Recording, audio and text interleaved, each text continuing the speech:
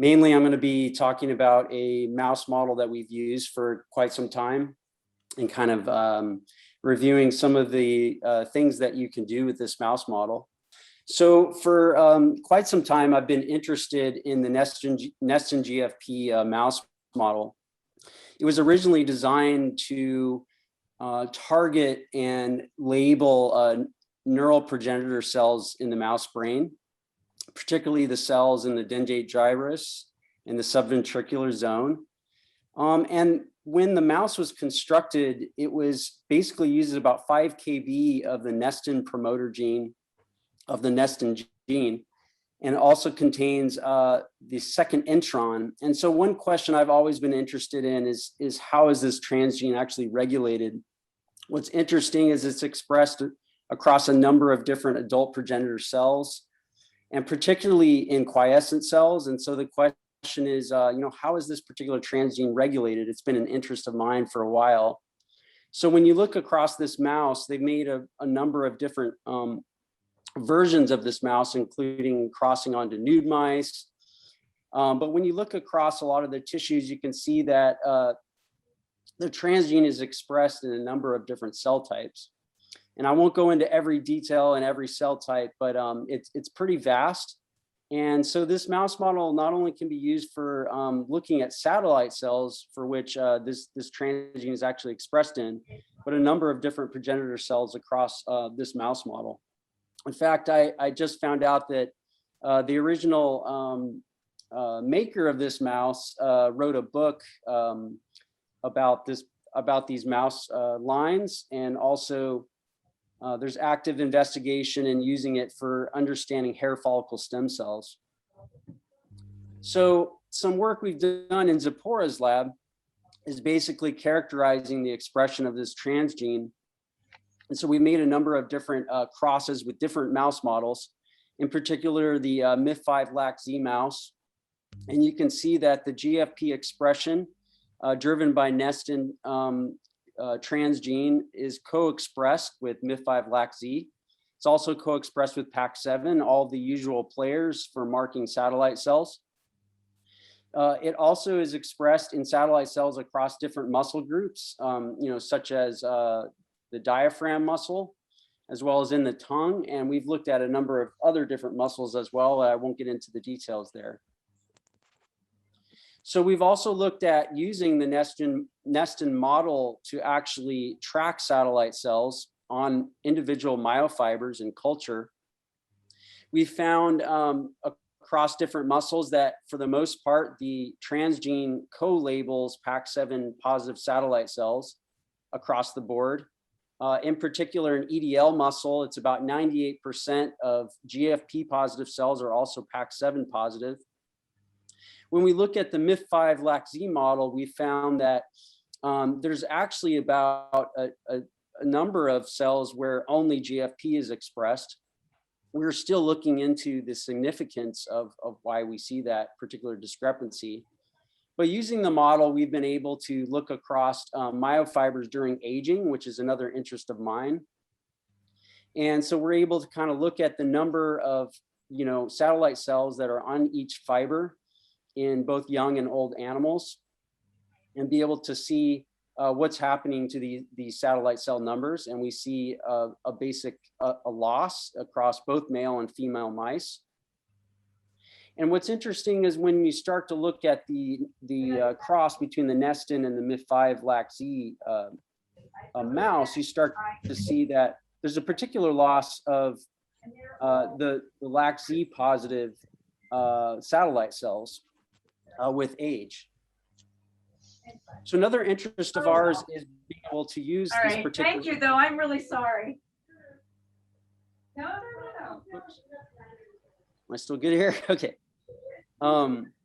So another interest we have is looking at using this particular mouse model to sort the GFP cells by FACS and to use this for a variety of different purposes.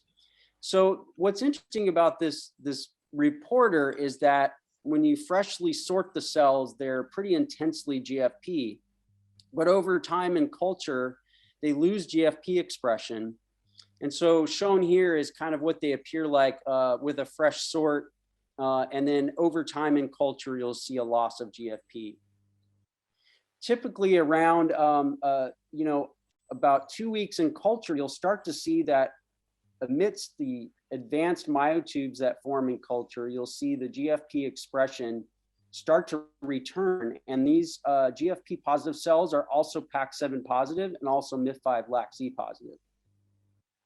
So we believe that these cells, what we're calling reserve cells, may resemble a quiescent cell in culture.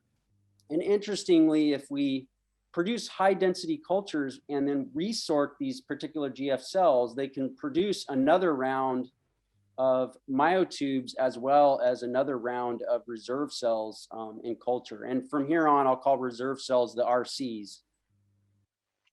So we looked at diaphragm muscle as well, and we can see that the diaphragm satellite cells also co-label with PAX7 and with MIF5-LAC-Z. And as we started to look at primary cultures of these cells, we could see that density plays a pretty big role in the generation of reserve cells as measured by Nestin-GFP. And so you can see around 2 weeks in culture that by increasing the density, we seem to see an increase in the numbers of GFP positive cells. And this is important when we started to look at single cell clones. So we found that when we plated satellite cells sorted from young mice and old mice, we started to see that there were fewer colonies of these high density clones that actually contained these reserve cells within them. So as we began to look at this, we started to see differences in the densities among single satellite cell clones. And we found that around day 12, we could start to kind of classify some of these clones in culture. And we found that the intermediate density clones, as well as the high density clones, were typically the ones that went on to produce GFP positive reserve cells. And shown here in the middle is kind of cells plated from diaphragm and limb muscle from both young and old mice. And consistent with other data that we had seen, there were fewer GFP cells or fewer high density clones that contain GFP cells with age. And let's see if I can move this. So we looked at a number of colonies and found typically that the intermediate and high density colonies produced the reserve cells while the low density colonies did not. And so we found that diaphragm, interestingly, seemed to maintain its generation of reserve cells with age, whereas limb satellite cells, we saw a reduction.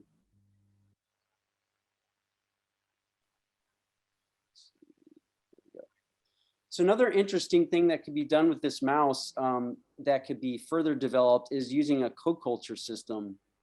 So what we did here was create host monolayers of wild type myogenic cultures, and then take Nestin-GFP sorted cells and plate them on top of these monolayers. And what we started to see is that we didn't see the typical pattern of Nestin-GFP expression when the cells were plated directly onto the myogenic cocultures. In fact, when we incubated with BRDU, we found that these cells, when they're cultured directly onto the myogenic culture monolayer, we found that they didn't take up BRDU. And if we also cross the Nestin-GFP mouse with the MLC3F LAC-Z mouse, we could see that we could actually measure the cells that stayed GFP, and we could also track the cells that basically contributed to differentiation within the monolayer culture. Now, it's a little bit difficult to kind of track a lot of the nuances in coculture, and further work is needed there, but it does present an opportunity to kind of look at how these cells behave. And also in the MIF5-LAC-Z Nestin-GFP cross mouse, we could also follow cells that remained GFP and also maintain expression of LAC-Z in the coculture. So as we started to look at these further, we could see we started to look at young and old monolayers and testing differences. And one thing we noticed is that we could also create a non-myogenic monolayer by using Nestin-GFP negative cells as the monolayer. And we started to look at the effect of what the difference between a myogenic monolayer is versus a non-myogenic monolayer.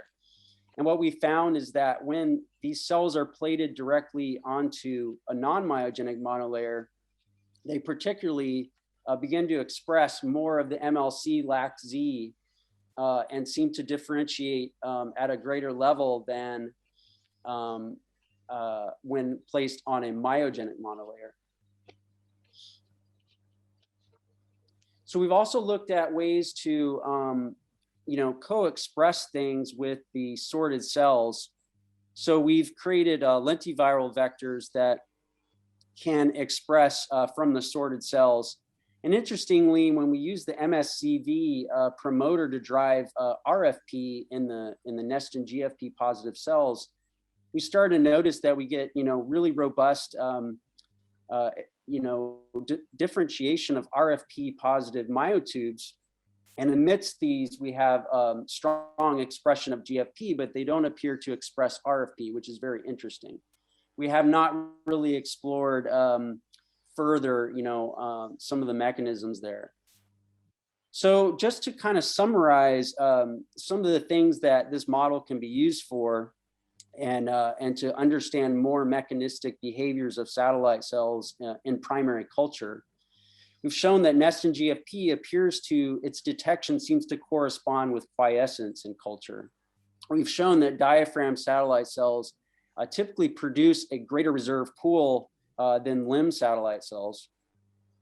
We've also shown that these reserve cells that are generated in diaphragm appear to be less impacted by age when we looked at clonal expansions. We also showed that there's reserve cell generation, the capacity appears to correlate with this reduction in satellite cells that we see with age. We're also interested in how the density of these particular clones associates with the reserve cell generation. We've also shown that when we resort these reserve cells from culture, they'll produce a new round of myotubes and new reserve cells. And so one of the questions is how this advanced myogenic niche, that we're looking at, how does this actually hold these satellite cells in the quiescent state when we look at these coculture models? And one thing that we did not do, which would be interesting, is to understand the role of how many reserve cells get produced per clone. And that could be done with some more sophisticated plating and maybe adding in some other cell sorting approaches. So one interesting thing is we want to get more into understanding the gene expression between satellite cells from different muscle groups. And one thing we've noticed is that PAX3 in particular is highly expressed in diaphragm satellite cells and much lower expressed in limb satellite cells. And as we dove a little bit deeper, we started to notice that the diaphragm satellite cells also express a number of different PAX3 isoforms and alternatively splice forms compared to limb. And we're trying to resolve what the significance of these particular isoforms may be within the diaphragm satellite cells. Interestingly, as we started to look at PAX3 protein, we noticed that we're having a really hard time being able to detect any PAX3 protein within the diaphragm satellite cells using our PAX3 monoclonal antibody. And what we've noticed is that using controls, we can clearly see PAX3 positive nuclei and melanocytes as our control, but we're having a hard time finding PAX3 protein within diaphragm satellite cells. We're still trying to understand the significance of what this might actually mean. 5 minutes left. I'm sorry? 5 minutes left. 5 minutes. Great, thank you. So one thing I'm particularly interested in is trying to use single cell RNA-seq, as well as possibly doing single cell whole genome bisulfite sequencing to kind of better understand some of the features of the satellite cells. And there are two groups already doing this. The Sartorelli lab and Legrand lab have published some papers using both CyTOF and single cell RNA sequencing to better characterize the cells within skeletal muscle. And in particular, it would be interesting to be able to kind of pair up the Nestin-GFP mouse model to better look at some of the gene expression features within single cells. Another interest of mine is to understand possibly how this transgene could be impacted and to map some of the regulatory elements within it. The first thing is to be able to understand maybe positional effects of nearby integration site. And so can we map where the transgene is actually inserted into the mouse genome? And then also to look at chromatin changes that may be local to the transgene by using chromatin capture. This is an image of some work I'm doing on the CD4 gene in mice. And we've seen, where we have attack-seek sensitive sites, which is where we have open chromatin, we can also capture interactions across the CD4 gene. So the question is, could we do something like this in the transgene to better understand how it's regulated? We can also use methods like MNA-seq to map some transcription factor binding sites and looking at nucleosome occupancy within different regions. This is looking at the CD4 gene in mice. And then lastly, to kind of profile methylation and hydroxymethylation at this particular site and to better understand how this transgene could be regulated. Do we see that it's has methylation changes as the cells move into quiescence? Can we actually see changes in these epigenetic features as they enter quiescence? And this is just some work I've done recently trying to look at the insertion sites of the CD4 Cre transgene. And I won't go into the details here, but we're able to kind of find some of the flanking integrations by looking at unaligned read pairs to the transgene and trying to find single end reads from those pairs that don't align to find where they may map in the mouse genome.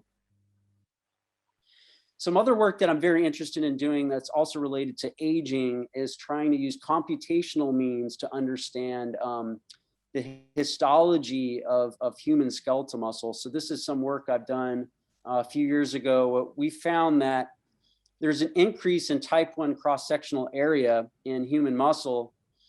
And so by using cross-sectional area between in human muscle, we can actually correct a lot of epigenetic associations with age that we find. So we've run a lot of EWAS studies in human skeletal muscle, and we found that there's an age effect.